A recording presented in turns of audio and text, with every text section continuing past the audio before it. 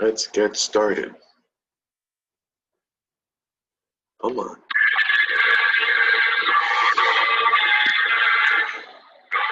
There we go. The Black Death.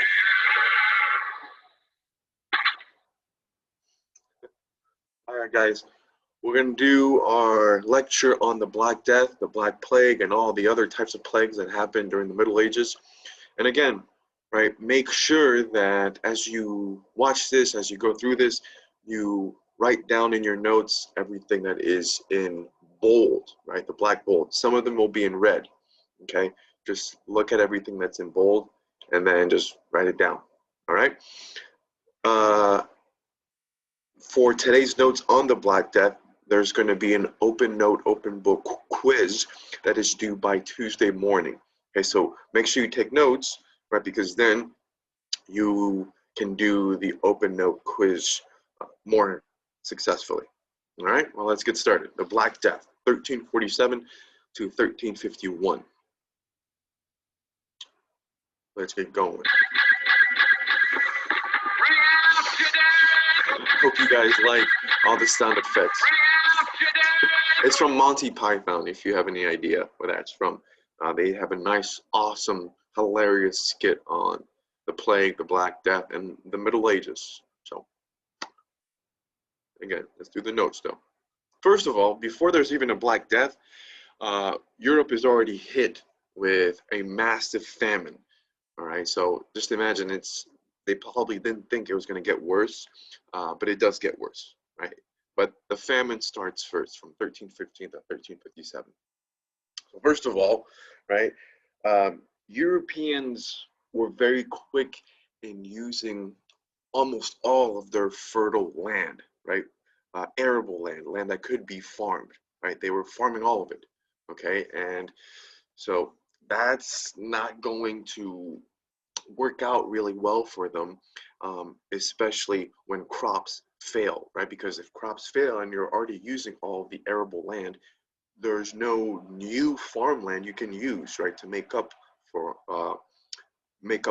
the crop failures, right? So that's already going to hurt them.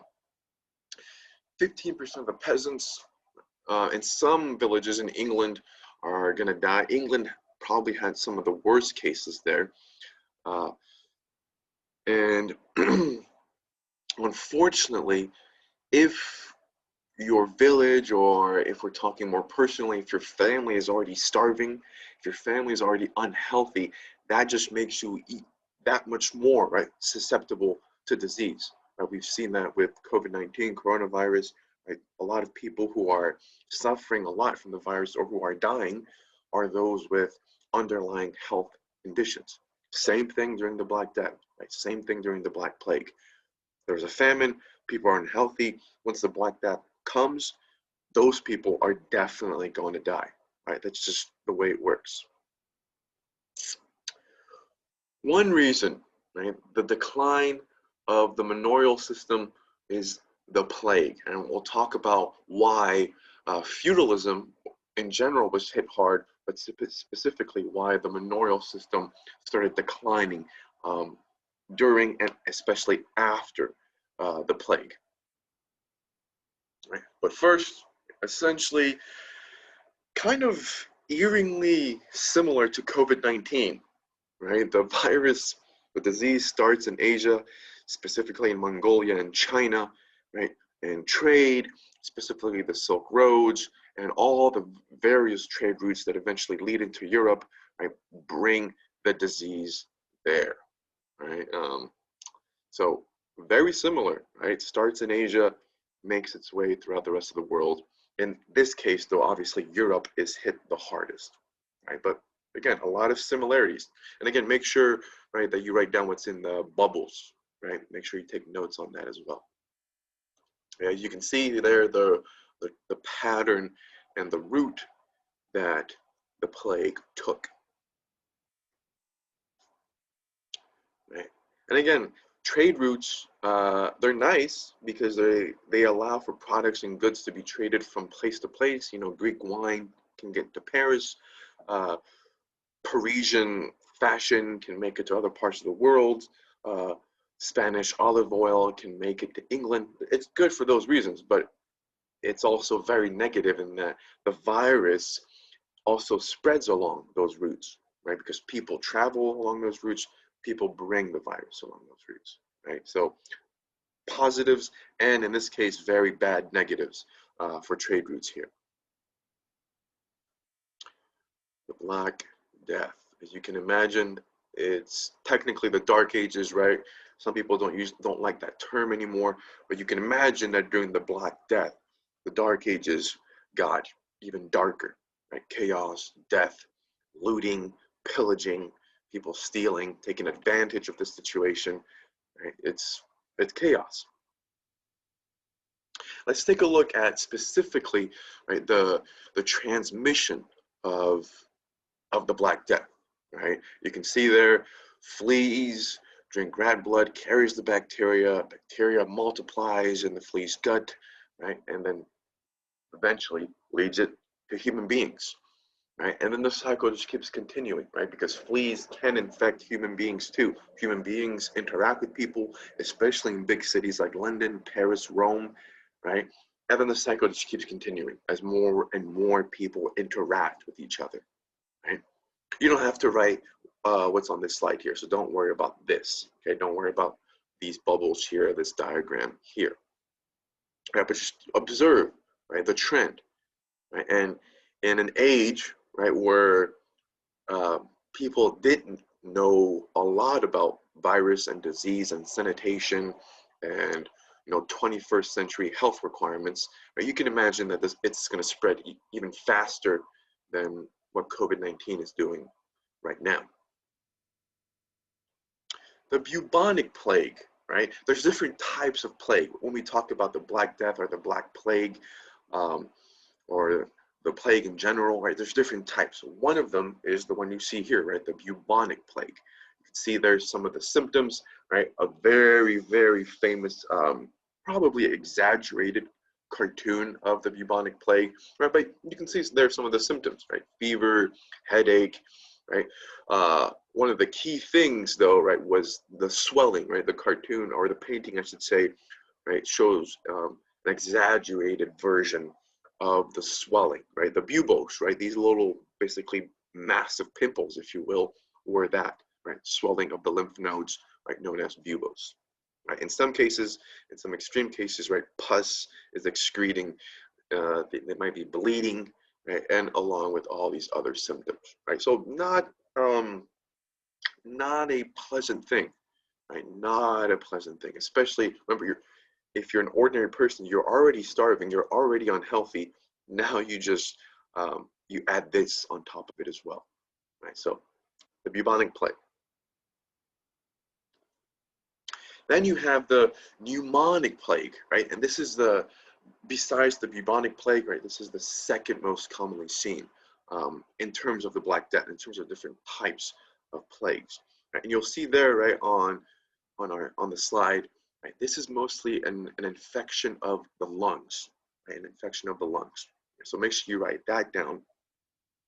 And you see there in the Middle Ages, at least, right, in the Dark Ages, right, if you had the pneumonic plague, you had a 90 to 95% chance that you were going to die from it, right? That's what the mortality rate means. Now you look there at the comparison, right? If this type of plague, if this type of disease was alive today, right, because of modern science, because of the technologies we have, right, the mortality rate goes down significantly, right? 5 to 10% would die if the pneumonic plague came back in 2020. But still, right, in the Dark Ages, this was a very serious killer of people. But again, the key thing, though, it's the lungs. The lungs in this case is what the virus attacks. Right? And there you see some modern images, right, of different types of plagues, right? What it can do to your body. Keep in mind, though, right? This is the extreme example, right? This is for people who are very unhealthy, people who have underlying health conditions, right? These are examples of what could happen to you, right? The physical surface symptoms of what can happen. Not pleasant, again, not pleasant. Not pleasant, especially to the eye, not pleasant at all. Then you have the septicemic plague. Septicemic plague, 100% mortality rate, right? Even in 2020, right? If this plague came back, right, and uh, spread throughout the world like COVID-19 is doing, right, there is no treatment, there is no vaccine, right? Scientists, modern medicine has never been able to figure out a good solution, a good vaccine to stop this, right? The septicemic plague. So pray that this doesn't come back, right? Because even today, there is no treatment. Right? It killed 100% of the people who were infected by this type of plague in the Middle Ages. And there you can see some of the differences compared to the bubonic plague and the pneumonic plague, right? Deep purple coloration, right? And you saw on the last slide, right? The pneumonic plague takes 1 to 7 days for the symptoms to show, right? This one, as soon as the symptoms appear, right, you're gone. You're gone. 100% mortality rate. Right. So this is the big killer. This was not the one that was the most widespread. Right. That was the bubonic plague. Right? But this was the most effective killer. Some cures. Without modern medicine during the Middle Ages, there's going to be some very interesting cures for all the various types of plagues. Right? Of course, right, this is the age of religion. This is the age of the church in the Middle Ages. So of course, prayer, right? Prayer is going to be a big one. A lot of priests are going to be the key healers, if you will, of people with the Black Plague, with all the other types of plague, right? So prayer, yep, you're reading that right? Bathing in urine, right? Human urine, right? That was supposedly an attempted cure. I'm not sure where the science comes in for that. I'm not much of a scientist, right? But we do know that we have sources that record this, that say bathing in urine was one of the cures that was tried during the Middle Ages. Isolation, right? That's a basic one. We still use that one today. Quarantine, right? Isolate yourself from other people. Maybe that can stop the spread of the disease, right? So that's probably the most logical one. And then you see there as well leeches, right? Leeches sucking the blood, right? The belief was that they would focus on the impure parts of your body, and then they would suck out that impure blood, right? Not very effective, unfortunately, right? Not very effective. There was a lot of superstition surrounding the placing of dead animals in the home. Again, not sure how that was supposed to help cure the plague, right? But we have sources that tell us people did this, right? We do know that it came from local legends, local myths, local village superstition that this was supposed to help, but it did not, right? It did not. Okay, so there you see some of the attempted cures. Make sure you write these down, right? Make sure you write those down. And then, of course, right, you have the usual plague doctor costume, right? There's Halloween costumes about this, right? But this was actually used, right? And you can see there all the different listings of what was worn, right? And this was supposed to be preventative, right? If you wore this, you had a better chance of keeping yourself free of these diseases, right? The mask, the gown, the stick to keep people away from you, right? Covering every inch of your body, right? Every inch of your body. This is a usual plague doctor routine. Right? So what do some of these instruments that they were carrying, or some of these parts of their outfit that they were carrying, what did they represent? Well, you can see there. The beak was actually sort of like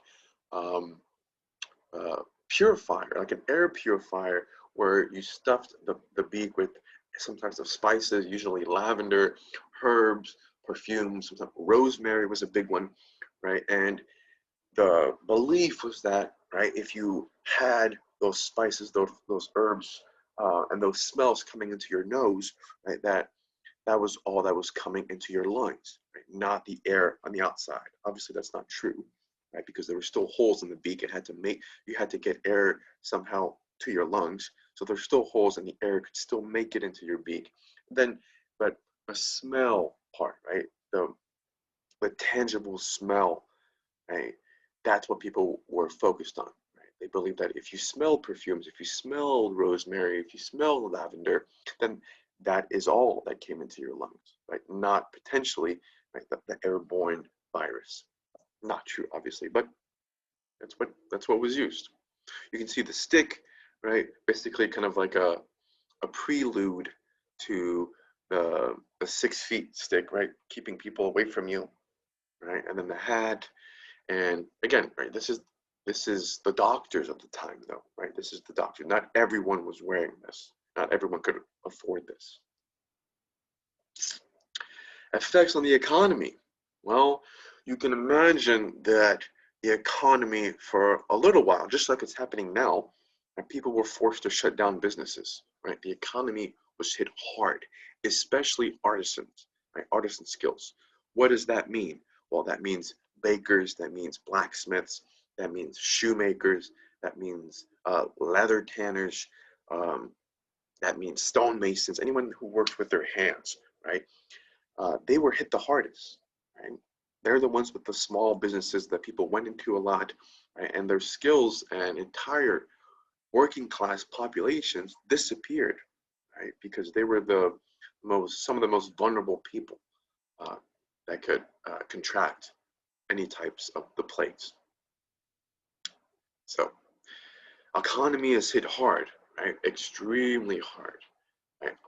But now, if you were a working class citizen and you managed to survive somehow, you were in high demand, right? Because a lot of working class people, their skills are disappearing, they're dying off.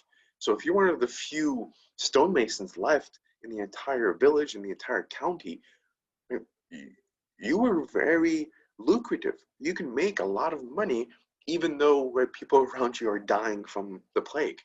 You were in high demand. So the economy is getting hit, but some people who survived, who were artisans, who were skilled with their hands, made a lot of money.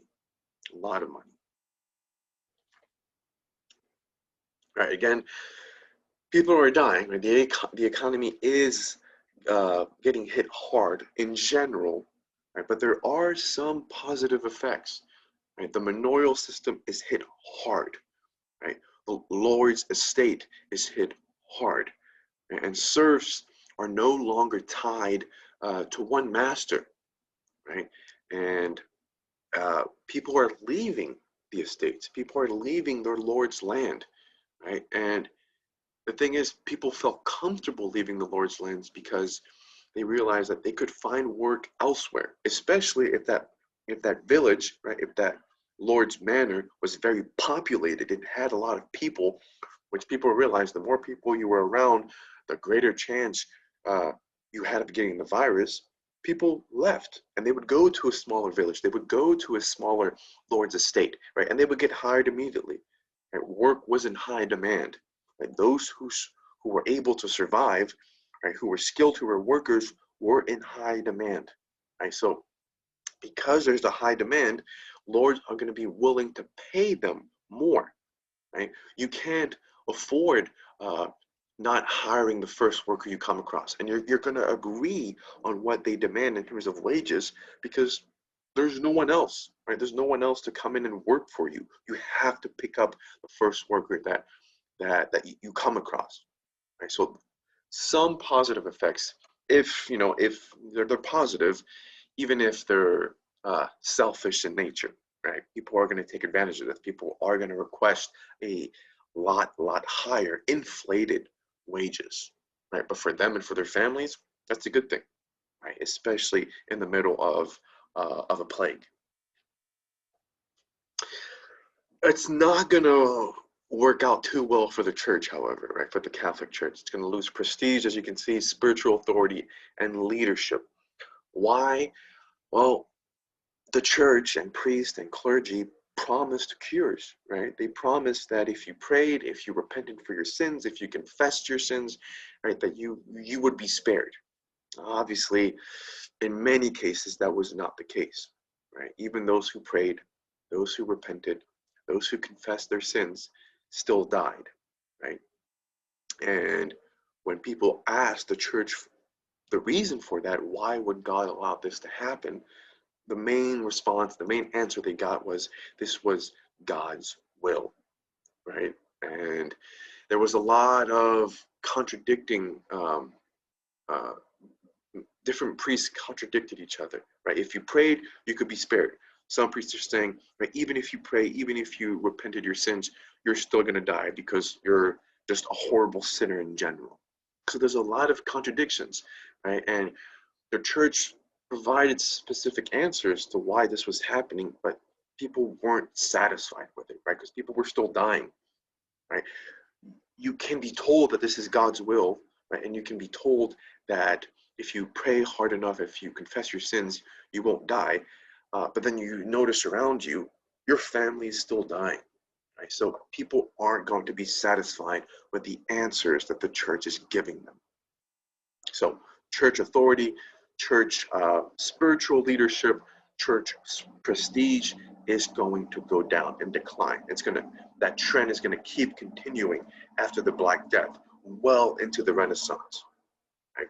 And then besides the church, right, you can see there at the bottom there, doctors as well, those plague doctors, right?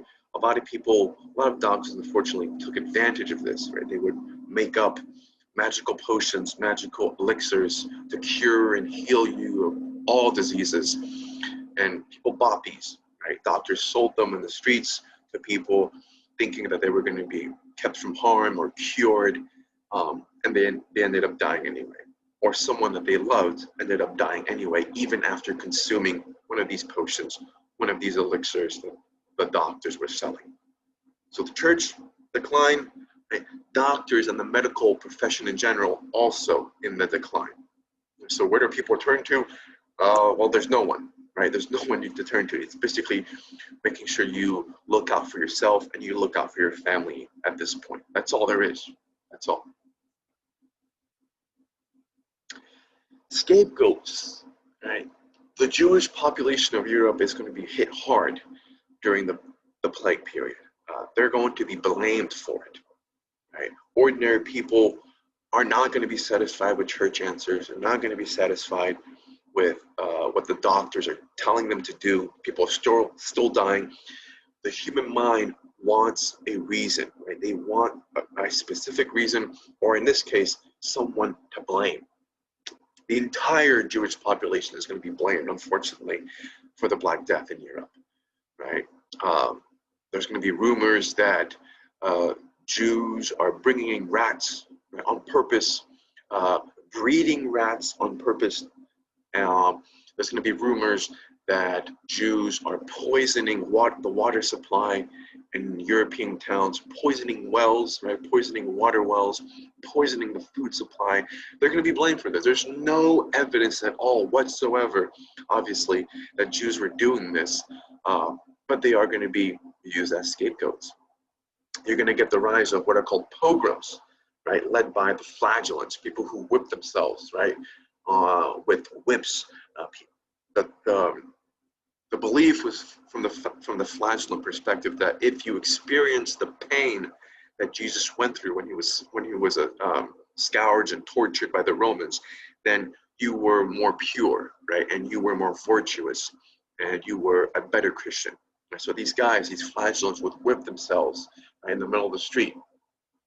These guys also led the pogroms, especially in Eastern Europe. Right? And as you can see there in the parentheses, you have a brief, concise definition of what a pogrom was. Right? Systemic persecution and massacre of Jews, in this case, right, especially in Eastern Europe. They happened all over Europe, but they were concentrated in Eastern Europe. Right? And we're talking about full-blown massacres, right? Genocides.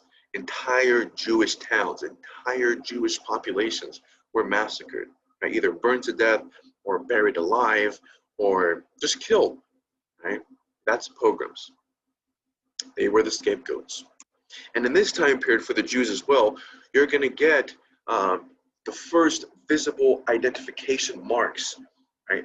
And you can imagine, right, you can see there the golden circle, all Jews, right? To identify yourself as a Jew, when you were walking in public, you had to have this golden circle that said to the rest of the community, oh yes, I am a Jew, that person is a Jew, they're wearing their golden circle. Or a hat. Jews had to wear specific hats to identify themselves as Jews. And this is where the Nazis get the Jewish star, right? You see in World War II movies and World War II documents, the Nazi regime forced Jews to wear stars, right, to identify themselves as being Jewish. It comes from this period, this amplified persecution, right? Specific towns, specific villages, when they saw a Jew walking in the street, you can bet that that Jew was not greeted with hospitality or in a courteous manner. So, very unfortunate time period for the Jews during the Black Death. And there you have some statistics, right? 25 million people in 5 years. Right? And this is just in Europe, or there's even greater numbers in Asia, right? That's attributed to the Black Death. This is just in the European continent. Plague created a labor shortage, right? But again, the good thing, right? We talked about some positive effects. If you survived, right, if you made it through this, you got paid a lot more because you were in demand, right? And peasant serfs had more rights because of that. Right, and we get the term, the rise of this term comes from this Black Death, right? I'm sure you've heard this, right? Ashes to ashes. And that specifically refers to cremation, right? People realize that if you burned bodies that died from the plague, right, that this was a good way to prevent the virus from spreading. Actually, you're going to get a big, huge rise, a huge increase in cremation during this time period. Right? And in the 1600s, London goes through a great fire known as the Great Fire of London. And scientists, historians, modern scholars attribute this Great Fire of London to stopping the Black Plague, right, in London. Right, because it burned everything. The entire city of London almost burned to the ground, but it killed the virus, right? It killed the rats that carried the disease. Hence, finally, after the Great Fire of London, right, London can kind of go back to normal. It can rebuild itself without worrying about the Black Death, right? Because of this Great Fire, though. Make sure you write that down, right, on the slide. Make sure you write that down. Conclusions, right? The role of religion. We already saw there from the Crusades, right, how significant religion was in the Middle Ages. And now we're seeing, right, during the Black Death, what the church went through, right? The church was up here, right? And because of the Black Death, its level of status, its level of prestige severely declined. But it was still influential, right? It was still played a very important role in the lives of ordinary people, of peasants, of serfs, but obviously as well of the nobility, right? So there you can see there. This is the last slide, so make sure you copy that down, right? And that's it, right? Don't forget to check the class page. There's going to be an open note, open book quiz on these notes, right? These PowerPoint slides on the Black Death. It's going to be due by Tuesday morning. Make sure you do that. And then make sure you check the project instructions for our end of the year project for Eastern Washington University and the high school semester project, right? We're going to have a final still, but this is a requirement for Eastern Washington University. Please look at it carefully, right? Take today, take Monday, take Tuesday to look through it and start thinking about who you want to pick as your man or your woman of the Middle Ages and who you're going to focus on. And again, please take it seriously. This is not only graded by me, right? It's going to be reviewed. It's going to be looked at by professors at Eastern Washington University, right? They're going to review it. They're going to assess it. It's not going to affect your LaSalle grade, right? But they're going to tell me how they think you did. Right? So please take it seriously. Please don't copy and paste. Don't plagiarize. Right? Don't sabotage your chances of going to college, going to university. Even if you don't go to Eastern, right? It's not a good idea to be a high school student and to plagiarize and to copy on an assessment that is looked at by a university, right? Universities talk to each other. Okay, they communicate to each other. So just be honest, have integrity, and do this right, and you're gonna do fine, right? You're gonna do fine. But again, look at it, look at those instructions, and we'll talk more about that project when we get back on November 30th. Okay? Take care, guys. All right? Don't forget to do the open note, open book quiz. Thank you. Take care.